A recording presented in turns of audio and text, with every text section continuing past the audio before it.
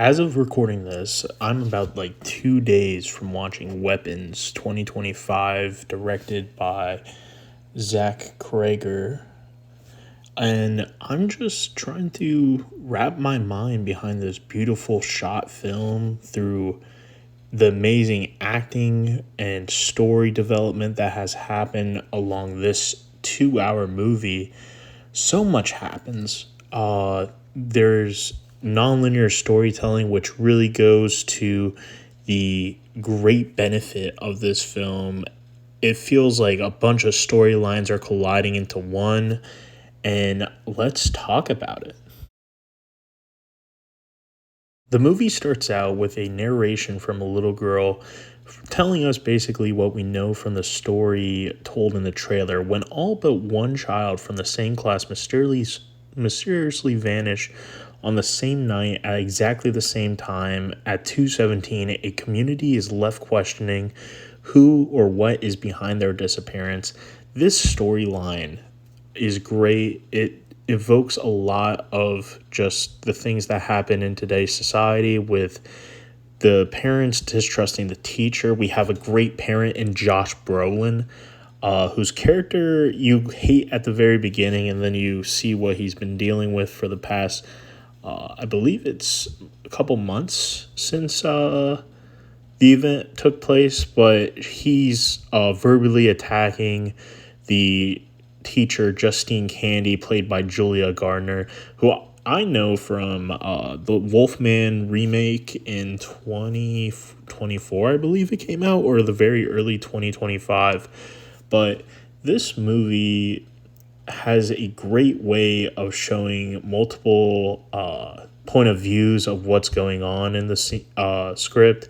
You can see multiple scenes happening at multiple point of views. It's just a real testament to what can be done with storytelling, and the creativity behind Zach Krager just goes to show you that Barbarian was not just a lucky break for him. He did something great in that film. Also, very similar scare done towards the beginning of that film, but towards the end of that this film, where you're in a dark place and a flashlight is shined on somebody. And I think this is going to be kind of a thing that happens in future films that he does. All in all, the actors, there's a cop, Paul, played by Alden Elgrenreich. Sorry if I butchered that, but he does a great job. He comes off as a nice guy at first, and then you figure out that he's a jerk. And Austin Abrams from Euphoria, he's a really good actor. He's the comedic relief halfway through the film, as he finds basically the bulk of what's happening in this town, and really good creepy sequences. Also, you have Amy Madigan, who plays the main villain of this movie.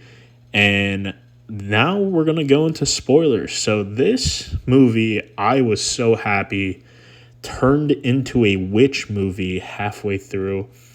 And we get a little tease of that from the witch paint on the car in the first half, which is when Josh Brolin's character paints the word witch on Julia Gardner's Garner.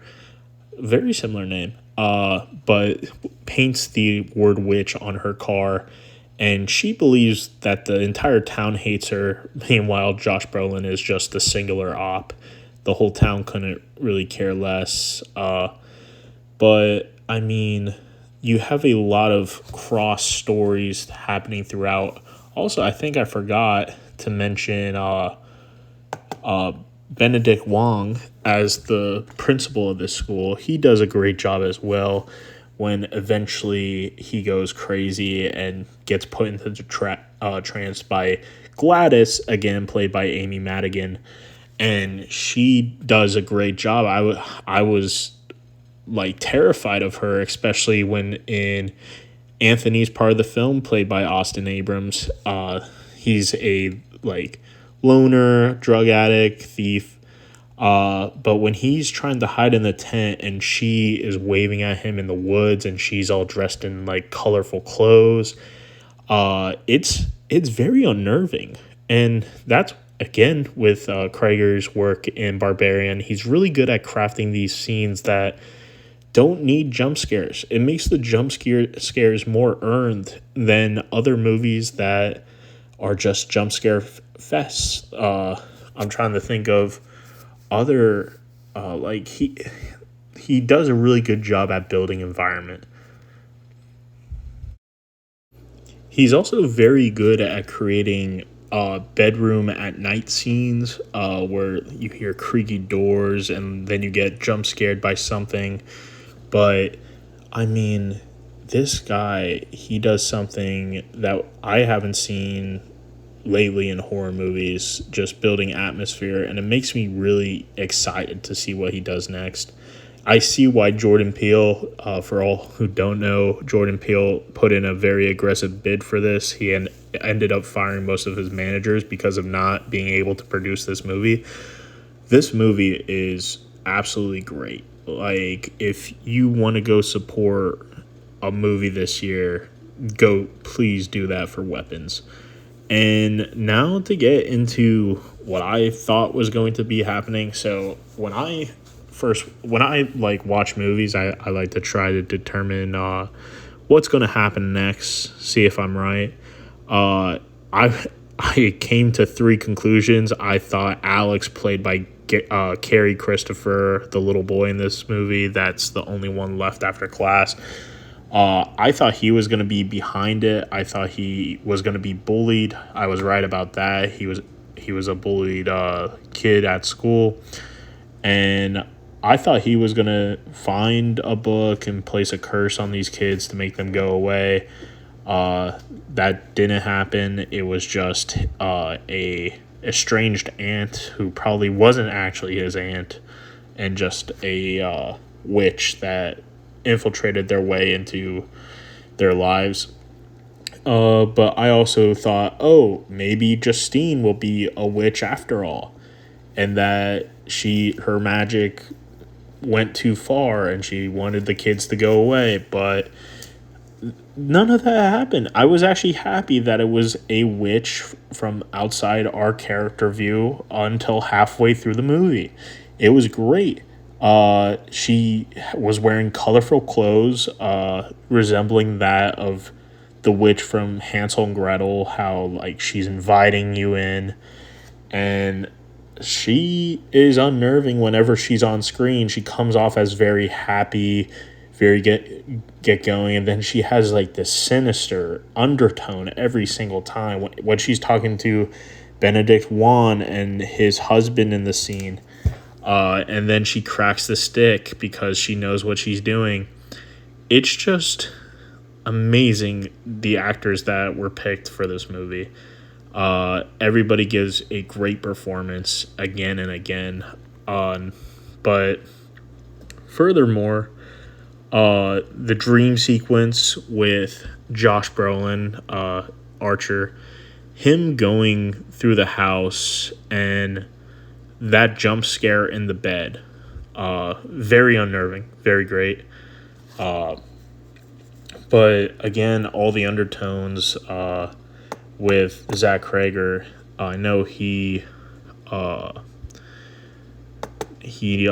basically wrote this to basically what he was going through when Trevor Moore from The Whitest Kids You Know passed away. I believe I'm not sure if this was true, but I was seeing it on like the internet that Trevor Moore died at 217. It's also the ratio of people left and kids when they're gone. So, I mean, really good, like writing there. I hope this continues with his future movies. And now to go into what I think everything meant. We have, starting in Julia's, the whole self-blaming thing, with her blaming herself and thinking that the whole town hates her because of it. And you have Benedict Wong, Andrew, who I believe is the people that are trying to support you the entire time as you're going through a grieving process. And he's basically not getting involved, but he gets involved by calling in for a wellness check and then gets hurt in the process. So I think this is Andrew represents the friends that come in and try to help but end up getting hurt. Justine is the self blame. The Archer, who is Josh Brolin, I believe, is the wanting to figure out why. The almost addictiveness to trying to find out what went wrong, trying to find a solution. And then Paul, played by Aldrin Elridge, the cop, I believe that he, I believe it's Ellen Rich. I'm reading the name right now, but that's just confusing. But he is the anger behind and the pure like hatred and wanting to basically kill a guy in Anthony's character just because he has answers, and Anthony is probably the addictiveness to that. And Alex, the kid, probably represents the hope and trying to fix everything as he's feeding the kids soup. He's feeding soup is basically what the only food these people have been eating for, I believe it's a year or a couple months. But it's as he's taking this caregiver role, and he's taking care of others over himself, and he's having to go through this and not tell anybody. And I think he most represents somebody who is going through a hard time and really can't talk about it. And we see this at the end when all the kids wake up out of their trance, and it just goes into how people just go through grief and will not talk about certain stuff even after it's all good to come out. And I believe this goes to show you, like, the only time anybody does anything is when it's happening with the adults. And like, so you have Anthony's parents who are comatose to this, that they just go into hiding because they're put in a trance in one of the very first instances of Gladys putting this curse on people. And she shows like, oh, we can even make them hurt each other and eat each other.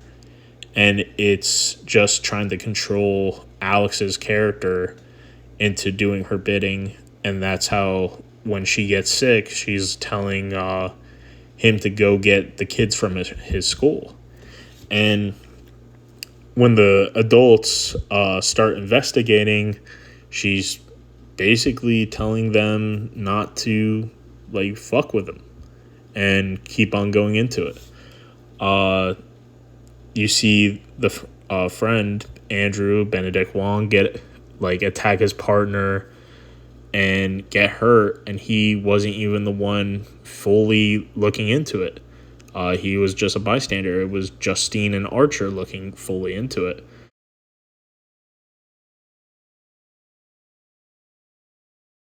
And now we have what I'm going to talk about, like the sets, the gore. There's some really good body horror here when I wouldn't even call it body horror, but when self-harm.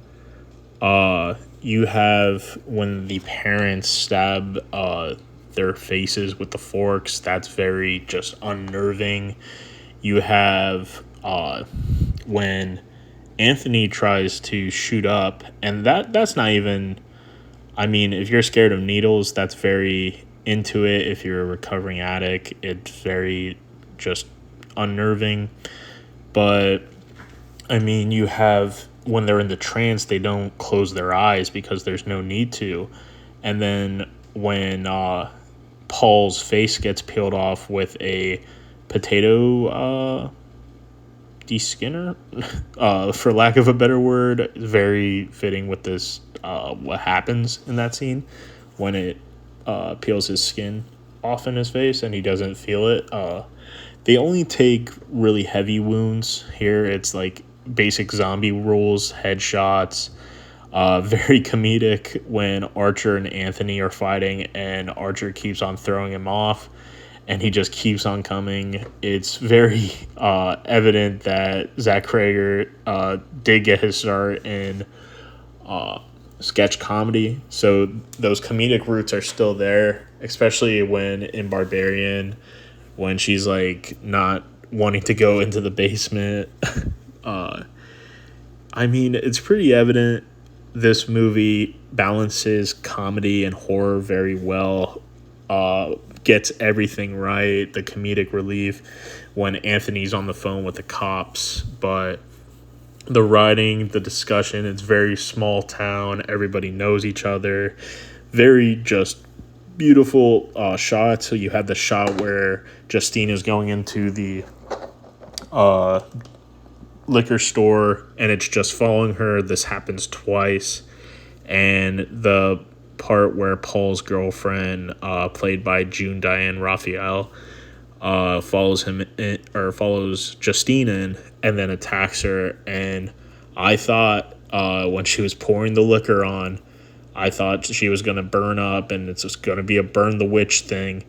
But luckily they didn't do that. I think it would have taken away from the actual script. But I believe Zach said that the other plan when writing, another spoiler, but when he was originally writing the script, he was going to do a thing where it was going to be a gang war at the end, where it was just going to be a bunch of people under the control of both Justine and Alex, and then Gladys would have control over the kids and other things. But it would have taken away from the film. It would have been a much longer movie. And I think when Gladys is running away from the kids, that's just the ending everybody wants, because she saw basically she's caused so much pain in the community.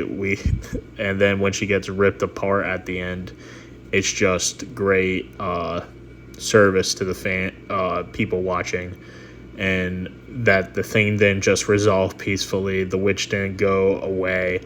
She got killed. And I don't know if they would have wanted to burn the witch, but I believe she was like basically drawn and quartered by the kids, where some of the kids held her down and the rest grabbed her by the arms and legs and started pulling.